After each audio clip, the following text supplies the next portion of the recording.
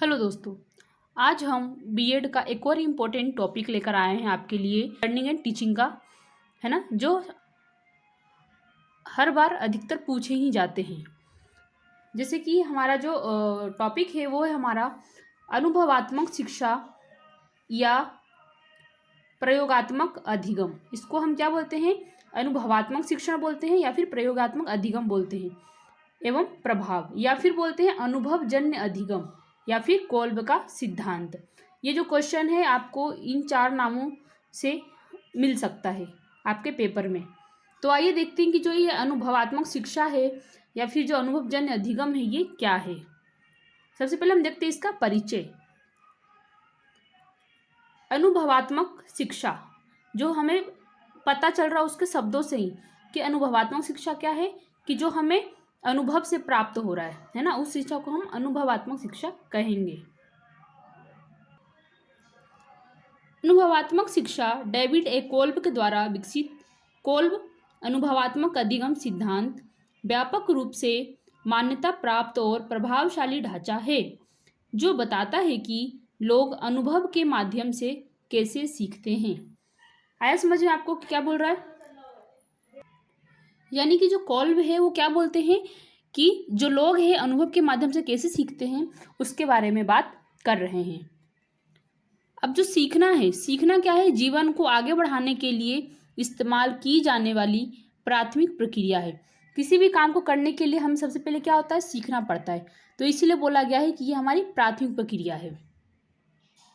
इसलिए लोग इस प्रक्रिया का उपयोग सभी प्रकार के सीखने, विकास और परिवर्तन के लिए कर सकते हैं।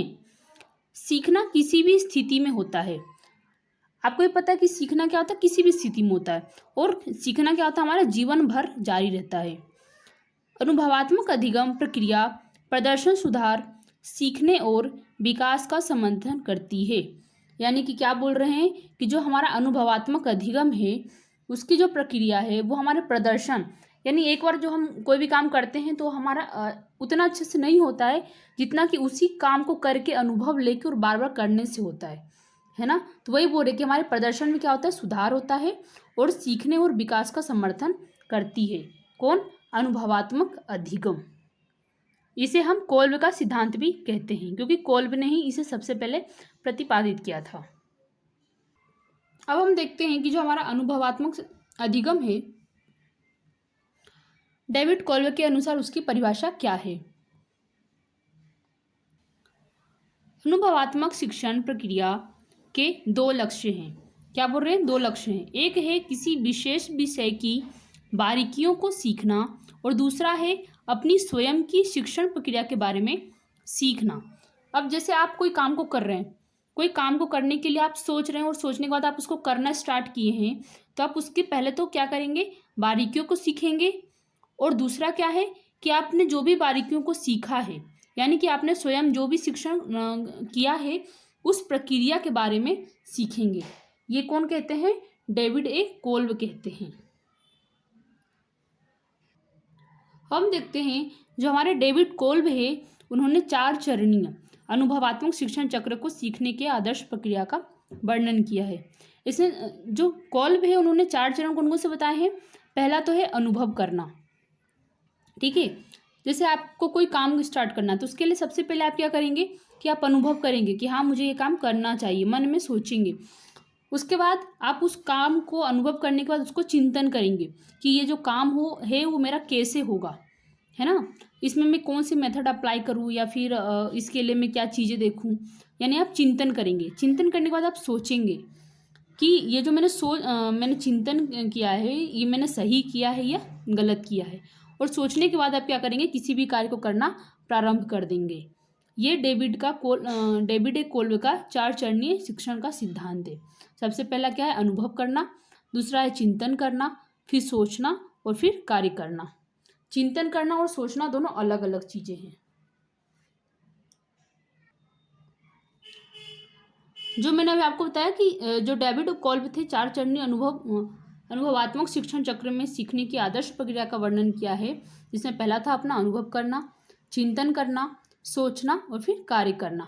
आइए इसको हम डिटेल से पढ़ते हैं कि अनुभव करना में क्या शामिल है, चिंतन करने में क्या शामिल है सोचने में किस प्रकार से सोचते हैं और फिर कार्य किस तरह से किया जाता है। सबसे पहले है हमारा अनुभव करना। अब अनुभव करना भी किस प्रकार का, ठोस अनुभव, है ना। यानी कि जो भी चीज़ें हम अनुभव करेंगे वो हमारा ठोस होना चाहिए। सीखना तब शुरू होता है जब शिक्षार्थी अपने इंद्रियों और धारणाओं का उपयोग करके वर्तमान में घटित हो रही घटनाओं में संलग्न होकर ठोस अनुभव प्राप्त करता है। अब अनुभव किस प्रकार से करना है, सबसे पहले जो भी इंसान वो सीखता है किसके द्वारा, अपनी इंद्रियों के द्वारा। आप भी जब छोटे होंगे तो आप किसी चीज़ को छू कर, उसको मुंह में टेस्ट करके, है ना, या फिर उस चीज़ पे चल के आपने उस चीज अनुभव किया होगा कि ये चीज़ हमारे लिए सही है कि गलत है। उपयोग करके हम घटित हो रही जो घटनाएं उनसे हम सीखते हैं। नेक्स्ट क्या है, चिंतन करना। अनुभव के बाद शिक्षार्थी जो कुछ हुआ उस पर चिंतन करता है और अनुभव के बारे में विचारों के साथ भावनाओं को जोड़ता है। चिंतन करने में हम क्या कर रहे हैं कि जो भी हमने अनुभव किए उसके साथ हम अपनी भावनाओं को जोड़ रहे हैं, तो वो हो गया चिंतन करना। नेक्स्ट है सोचना, यानी कि अमूर्त चीज़ें सोचना। हम अमूर्त यानी कि जो आपके सामने नहीं प्रेजेंट है फिर भी अपने माइंड में सोच रहे हैं, या है ना, तो उसे होता है सोचना। शिक्षार्थी निष्कर्ष पे पहुंचने और परीक्षण किए जा सकने वाले सिद्धांत, अवधारणाएं या सामान्य सिद्धांत बनाने के लिए अमूर्त रूप से सोचता है। क्या करता है, अमूर्त रूप से उसको सोचता है। हम काम को करने शुरू करने से पहले ही सोच रहे हैं ना, तो वो हमारा क्या होगा, अमूर्त चिंतन होगा, अमूर्त सोचना होगा वो हमारा। फिर नेक्स्ट है हमारा कार्य करना। नेक्स्ट हमारा कार्य करना यानी कि सक्रिय प्रयोग करना। शिक्षार्थी सिद्धांत का परीक्षण करता है और फीडबैक प्राप्त करने तथा अगला अनुभव बनाने के लिए कार्य करके सीखी गई बातों को लागू करता है। क्या बोल रहे हैं कि जो भी उसने अनुभव प्राप्त किया, उसने जो भी चिंतन किया, सोचा, उसके बाद अब वो क्या कर रहा है, सभी चीज़ों को इकट्ठा करके, यानी कि सबकी फीडबैक लेके, और क्या कर रहा है, वो कार्य करना स्टार्ट किया। और कार्य करने के बाद क्या होगा, उससे वो अनुभव लेगा, है ना। जब वो सोचना तो आसान था कि उसने सोच लिया कि ये करेंगे, बट जब उसको वो प्रैक्टिकली करके देखेगा तो उससे क्या होगा, उसे अनुभव प्राप्त होंगे, और जो उसको ज्ञान प्राप्त होगा वो हमेशा के लिए रहेगा उसके पास, है ना। तो वही बोल रहे हैं कि सीखी गई बातों को लागू करता है, तत्पश्चात उसको क्या होता है, कार्य में सफलता प्राप्त होता है। इस प्रकार पुनः अनुभव पर पहुंचा जाता है और नया सीखा जाता है। यह चक्र ऐसे ही चलता रहता है। यानी कि जो अनुभव करना से लेकर चिंतन करना, सोचना और फिर कार्य करना तक आते हैं, और फिर हम जब कार्य हो जाता है हमारा, फिर हम दूसरे कार्य करने के लिए हम दूसरा अनुभव प्राप्त करते हैं, है ना। फिर से हम चिंतन करते हैं, फिर से हम सोचते हैं और फिर से हम कार्य करते हैं। यानी ये जो चक्र है वो चलता रहता है। इस प्रकार से हम देखते हैं जो हमारा साइकिल ऑफ एक्सपीरियंस लर्निंग है वो किस तरह का होता है। सबसे पहले हम क्या करते हैं, किसी भी क्रिया को, एक्ट होता है, एक्ट के बाद क्या होता है, रिफ्लेक्ट होता है, प्रतिक्रिया होता है। प्रतिक्रिया होने के बाद हम उसका कारण जानते हैं, है ना, यानी कि कॉन्सेप्चुअलाइज करते हैं उसको, और फिर हम क्या करते हैं, अप्लाई करते हैं। सबसे पहले हमारे पास कोई कार्य आया, सपोज आपके पास कोई कार्य आया, एक मॉडल बनाना है, तो उसके लिए आपके पास एक कार्य आया, फिर आप उसको बारे में सोचेंगे कि इसको बनाने से मेरा फ़ायदा क्या है, नुकसान क्या है, इसमें क्या क्या चीज़ें ज़रूरी है ना। तो आप उस पर क्या करेंगे, प्रतिक्रिया करेंगे। और जब आपने उसको बना दिया तो है ना, इसमें क्या कमी है, क्या ये है, तो उसका हम कारण जानेंगे। वो कारण जानने के बाद जब हमारा पूरी तरह से बन जाएगा तो उसको हम क्या करेंगे, क्लासरूम में ले जाके उसको हम दिखा देंगे टीचर्स को, या फिर उसके थ्रू हम जो भी हमें टास्क दिया गया था उसको हम कंप्लीट करेंगे, यानी अप्लाई करेंगे। तो ये हमारा है साइकिल ऑफ एक्सपीरियंशियल लर्निंग। अब जो हमारा लर्निंग है वो 2 टाइप के होते हैं। हमारी जो लर्निंग है हमारे माइंड के अंदर, एक तो कोग्निटिव लर्निंग होता है और एक एक्सपीरियंशियल लर्निंग होता है। अब जो कोग्निटिव लर्निंग होता है, कोग्निटिव लर्निंग जो हमारा है माइंड से रिलेटेड है, यानी कि जब हम किसी चीज़ को किसी डेफिनेशन को याद करते हैं, है ना, किसी मीनिंग को पढ़ते हैं, समझते हैं, है ना, तो वो आता है हमारे कोग्निटिव लर्निंग में। और वही एक होता है एक्सपीरियंशियल लर्निंग। एक्सपीरियंशियल लर्निंग क्या होता है कि जब हम किसी भी चीज़ को करके सीखते हैं और करके सीखने के बाद उसके हम अनुभव को प्राप्त करते हैं, तो वो होता है हमारा एक्सपीरियंशियल लर्निंग। अब हम देखते हैं जो हमारा अनुभवजन्य अधिगम है उसकी विशेषताएं क्या होती है। तो सबसे पहली विशेषताएं क्या होती है कि जो अनुभवजन्य अधिगम होता है उसमें व्यक्तिगत संलग्नता पाया जाता है। अब जैसे कि आपको टीचर्स ने क्या दिए, मॉडल बनाने को दिए, तो मॉडल बनाने को दिए तो आपको दिए तो आप ही बनाओगे ना, है ना। आप पूरे टास्क को आप खुद ही कंप्लीट करोगे, यानी कि आप पूरी तरह से उसमें क्या हो, आपका पूरी तरह से क्या इन्वॉल्वमेंट है, यानी कि पर्सनल इन्वॉल्वमेंट है उसके अंदर। तो ये इसकी विशेषताएं हैं। सेकेंड क्या है कि जो अनुभवजन्य अधिगम है वो स्वप्रेरणा को बढ़ावा देता है। स्वप्रेरणा यानी कि आपको जब कोई टास्क दिया गया है तो आप उसको करने के लिए खुद ही मोटिवेटेड हो। आपको कोई बोलेगा नहीं कि आपको इसको करना है, आपको एक बार बोल दिया गया, अब आप उस काम को खुद ही अपने इंटरेस्ट के साथ करोगे, है ना। यानी कि ये स्वप्रेरणा को बढ़ावा देता है। नेक्स्ट इसकी विशेषताएं क्या है कि इसमें स्वमूल्यांकन का गुण पाया जाता है। जब आप किसी भी काम को खुद ही करते हो तो आपको पता चलता है उस टाइम कि मुझे क्या काम आता है और क्या काम नहीं आता, यानी आप खुद का क्या कर रहे हो, सेल्फ इवोल्यूशन कर रहे हो। यानी कि इसमें क्या होता है, स्वमूल्यांकन का गुण पाया जाता है। नेक्स्ट क्या है, जो अनुभवजन्य अधिगम होता है उसमें व्यापक प्रभाव अर्थात जो सीखा है उसे आगे आने वाले कार्यों को करने में उपयोग करता है।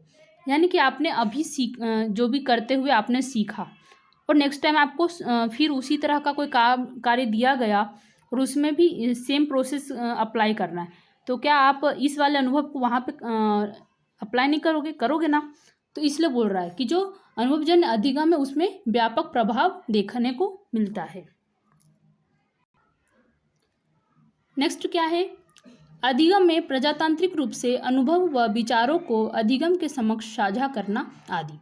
यानी कि जो भी आप करके सीख रहे हैं उसको जब आप खुद ही मतलब सीख लिए तो उसके बाद आप क्या कर सकते हैं कि अपने अनुभवों को दूसरों के साथ शेयर कर सकते हैं, है ना। अपने विचारों को दूसरों के साथ शेयर कर सकते हैं ताकि दूसरा भी क्या करे, आपके अनुभव से वो भी सीखे। तो ये इसकी विशेषताएं थी। अब हम देखते हैं अनुभवजन्य अधिगम में शिक्षक की भूमिका क्या होती है। सबसे पहला जो अनुभवजन्य अधिगम में शिक्षक की भूमिका होती है वो है सकारात्मक वातावरण निर्माण करने में। अब आप किसी भी चीज़ को करके सीख रहे हो तो उसके अनुसार आपको टीचर क्या करके देगी, सकारात्मक वातावरण निर्माण करने में आपकी निर्माण करेगी, जिससे आपको अनुभव प्राप्त करने में आसानी हो और आप अच्छे से अपने कार्य को कर सकें। सेकेंड क्या है, संसाधनों का संगठन।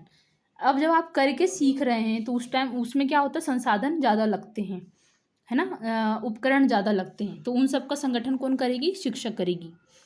बालक के उद्देश्यों का स्पष्टीकरण शिक्षक के द्वारा किया जाता है। यानी कि आप जो अनुभव प्राप्त कर रहे हो या फिर आप जो भी करके सीख रहे हो तो उसको क्यों कर रहे हो, उससे आपको क्या मिलने वाला, उसको करने के उद्देश्य क्या है, उसका स्पष्टीकरण कौन करेगा, शिक्षक के द्वारा किया जाएगा। नेक्स्ट क्या है, अधिगम के संज्ञानात्मक व बौद्धिक घटकों के मध्य संतुलन स्थापित करना।